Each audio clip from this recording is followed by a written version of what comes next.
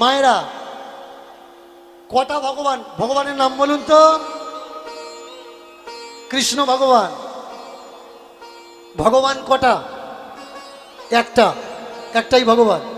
কিন্তু ভাগবতে লেখা আছে 24টা ভগবান।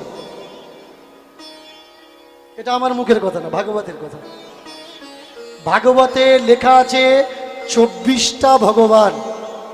কেউ কেউ 26টা ভগবান বলছে, কেউ কেউ 25টা ভগবান বলছে। এবার আপনি কি করে বলবেন কোন ভগবান অরিজিনাল ভগবান? বারোমুখী ওই বল্লভাচার্যজিকে বলছেন, আপনি বললেন ভগবানকে দান করুন, ঠিক আছে আমি ভগবানকে দান করব, আপনি আগে ডিসাইড করুন অরিজিনাল ভগবানকে। বলে অরিজিনাল ভগবান কৃষ্ণ। অরিজিনাল ভগবান হচ্ছে কৃষ্ণ। অরিজিনাল ভগবান কৃষ্ণ কেন? কেউ কেউ বলে ভগবানের নাকি আধার কার্ড নেই, ভগবানের নাকি ভোটার কার্ড নেই, বিশ্বাস দিয়ে মন থেকে ভগবানকে মানতে হয়। আমি বলবো ভগবানের কাছে আইডেন্টি আছে। সেই আইডেন্টিটা কি? যেদিন ভৃগু মুনির উপরে সমগ্র পৃথিবীর ঋষি মহাশিরা চাপ দিল যে কে ভগবান তুমি প্রমাণ করে দাও, ভৃগু মুনি প্রমাণ করার জন্য চলে গেল প্রথমে ব্রহ্মলোকে। সরাসরি গিয়ে পিতামহ ব্রহ্মার বুকে লাথি মারলেন।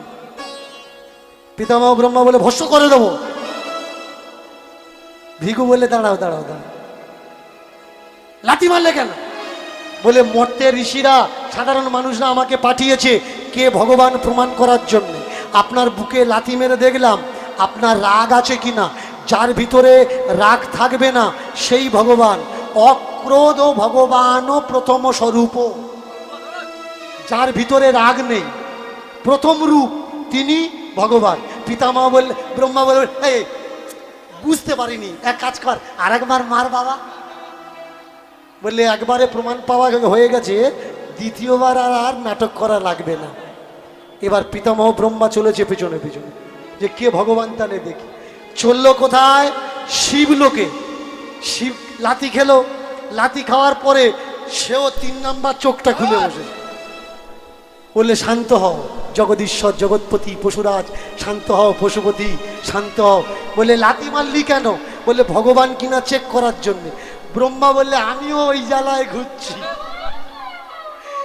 শিব বললে তাহলে বাবা আর একবার মার। বললে এখন আর হবে না। শিব বলছে তাহলে চল দেখি কে ভগবান তোদের পিছনে পিছনে আমিও যাই।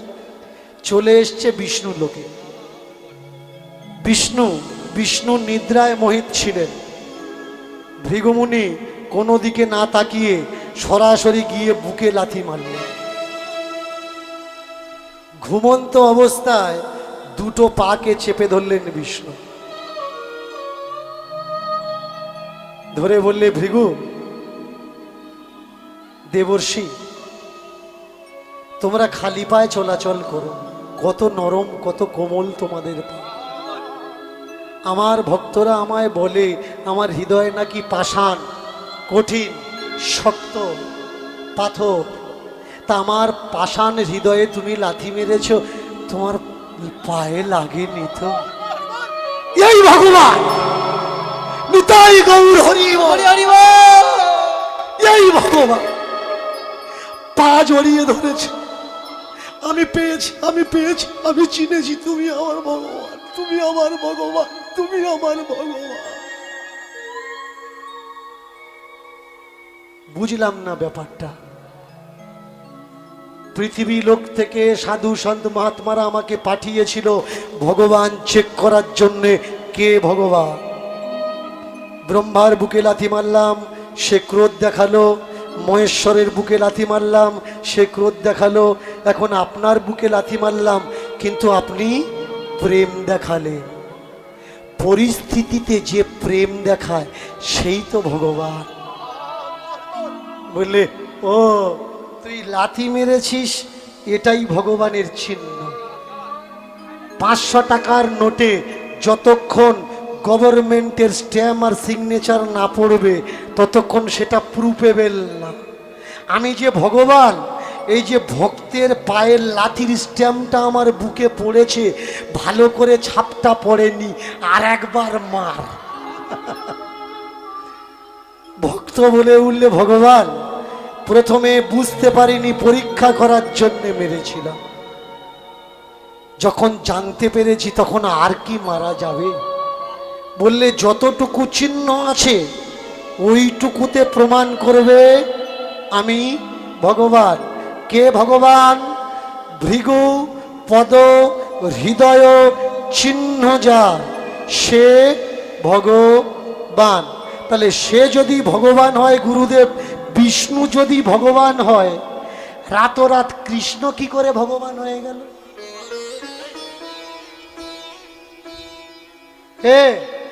লাতিকে খেয়েছে বিষ্ণু, আর ভগবানের ক্রেডিটটা কে নিচ্ছে? কৃষ্ণ। কি করে হয়? চমৎকার মানুষ আমরা। তাকিয়ে দেখবেন, এই সেদিনকার একটা গল্প, নার্সিংহোমের সামনে দাঁড়িয়ে আছি, একজন ফোন করে বলছে আজকে তপনের একটা ছেলে হয়েছে রে, আর একজনের কাছে ফোন করে আজকে তপনের একটা ছেলে হয়েছে রে, আর একজনের কাছে ফোন করে আজকে তপনের একটা ছেলে হয়েছে রে। আমি ডাকলাম, এদিকে। ছেলেটা কার হয়েছে? তপনের হয়েছে না তপনের বোর হয়েছে? বলে আমাদের পাড়ার লোক সব বলে, আমি তাই বলছি। যন্ত্রণা সহ্য করলো কে? তপনের বউ। আর ক্রেডিটটা কে নিচ্ছে? তপনের ছেলে।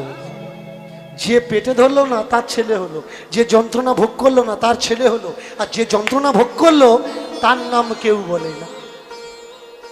যদি কোনো শ্বশুরমশাই এই হরিসভায় বসে আমার কীর্তন শোনেন, শুনুন, বাড়িতে ছেলে হলে ছেলের বাবা, ছেলের মাসি, ছেলের পিসি, ছেলের কাকা কাকিমা, ছেলের দিদিমা দাদু, যাদের ঠাকুরদা ঠাকমা, এরা নাম সিলেক্ট করে কি নাম রাখবে। এই ভুলটা কখনো করবেন না। যে যন্ত্রণা সহ্য করেছে তাকে আগে জিজ্ঞাসা করুন যে তোমার ছেলে বা তোমার মেয়ের নাম তুমি কি রাখতে চাও বলো। এটাই হচ্ছে সংস্কার। প্রেম সে বলে হরি হরি বল। এটাই বলে ধর্ম। গুরুদেব লাতি সহ্য করলো বিষ্ণু, আর কৃষ্ণ কি করে ভগবান হলো? বলে কৃষ্ণ কে জানিস? ঈশ্বর পরম কৃষ্ণ। পরম কৃষ্ণ। ব্রহ্ম সংহিতার একটা শ্লোক, ব্রহ্ম সংহিতা পড়ে নেবেন। ব্রহ্ম সংহিতার এই শ্লোকটা লেখা আছে, ঈশ্বর পরম কৃষ্ণ। পরম কৃষ্ণ সচ্চিদানন্দ বিগ্রহ। বিগ্রহ অনাদি আদি গোবিন্দ। গোবিন্দ সর্বকারণের কারণ। সর্বকারণের কারণ।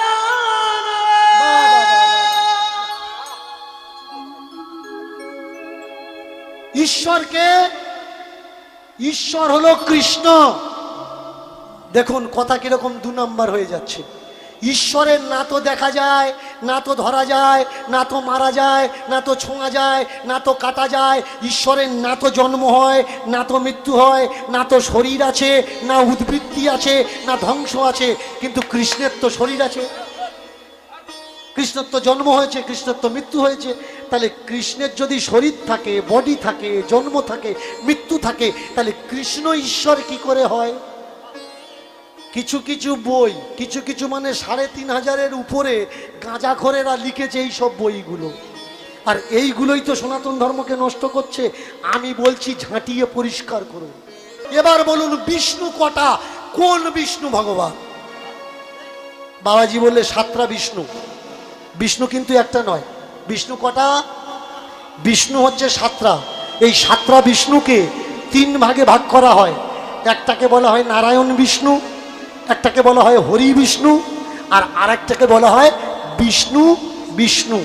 একটা বিষ্ণু থাকে গোলকে, একটা থাকে বৈকুণ্ঠে, একটা থাকে বিষ্ণু লোকে, একটা ক্ষীরোৎসাহিত ক্ষীরোৎকুলে। এবার বলুন তাহলে অরিজিনাল ভগবান কোনটা? বললে ক্ষীরোদ সাগরে যে বুকে লাথি খেয়েছে ইনি হচ্ছেন ভগবান। এবার গুরুজি বলে উঠলেন, ওরে কৃষ্ণই তো বিষ্ণু। এদের আর একটা চিটিংবাজি কথা, কৃষ্ণই বিষ্ণু। দেখেছ এরা রাত মানুষের বডি আর কালার ট্রান্সফার করতে 1 সেকেন্ড টাইম নেয়। বলে কৃষ্ণ বিষ্ণু কি করে হলো? বলে কৃষ্ণকে, বলে কৃষ্ণ তো অজনী সম্ভবা। ভালো করে খেয়াল করুন, যারা বলেন কৃষ্ণ ভগবান, কৃষ্ণ মায়ের পেট থেকে জন্ম নেয়নি, কৃষ্ণ অজনী সম্ভবা। আমি এক্ষুনি গ্রন্থ ধরে প্রমাণ করে দিচ্ছি। কৃষ্ণের 800 নাম কারা কারা পড়েছেন? কৃষ্ণের 800 নাম পড়েছেন তো? সেখানে খুলে দেখে নেবেন। যখন কৃষ্ণ জন্ম নিল দৈবকীর উদরে, স্বর্গ থেকে দেবগণ পুষ্প বৃষ্টি করে। কৃষ্ণ কোথায় জন্মেছে? দৈবকীর উদরে। উদরে জন্মগ্রহণ করেছে মানে জনি সম্ভবা। যে পেটে জন্মেছে তাকে অজনী সম্ভবা কি করে চালিয়ে দিল এরা? জানা লাগবে। আর একটা প্রমাণ রামায়ণ ধরে দিয়ে দিচ্ছি। যখন রাম বনবাসে যাচ্ছিল, রামের বিমাতা মানে ভরতের মা দুধ খেতে দেয়নি, দুধ ফেলে দিয়েছিল। সেই সময় রাম তার বিমাতাকে অভিশাপ দিয়েছিল, আগামী জন্মে আমি তোমার পেটে জন্ম নেব, কিন্তু তোমার দুধ পান করব না। তো এই রামের বিমাতা পরে কে হয়ে এসেছিল? দৈবকী আর বসুদেব। এখানেও বলছে পেটে থেকে কৃষ্ণ জন্মেছে। তাহলে এরা কি করে বলে? নিজেরা নিজেরা তৈরি করে না। এরা কোন ইনস্টিটিউটে লেখাপড়া শিখেছে ভাই, যে এরা যেটা বলবে সেটা স্বীকার করা লাগবে, অন্য বই করলে হবে না, অন্য মতপথ দেখালে হবে না। আমাকে অনেকে বলে আমি নাকি তুলসীকে অপমান করি। আমি তুলসীকে অপমান কি? তুলসীর মাথায় কুকুর পেশাব করে কেন? যে পেটে আছে সেও জানে, লেখা আছে কোন বইয়ে সেও জানে, আর অপমান নাকি আমি করছি। ভাই যে বইয়ে লেখা আছে সেই বইয়ের কোম্পানিকে কেস করে দাও না, আমাকে কেন বলছো? বইতে লেখা আছে, পড়েছি, বলেছি, ক্লিয়ার দ্যাট, পরিষ্কার। এ তো আমার মন গড়া কথা বলিনি। এবার গুরুদেব বলে উঠলেন, তাহলে ভগবানকে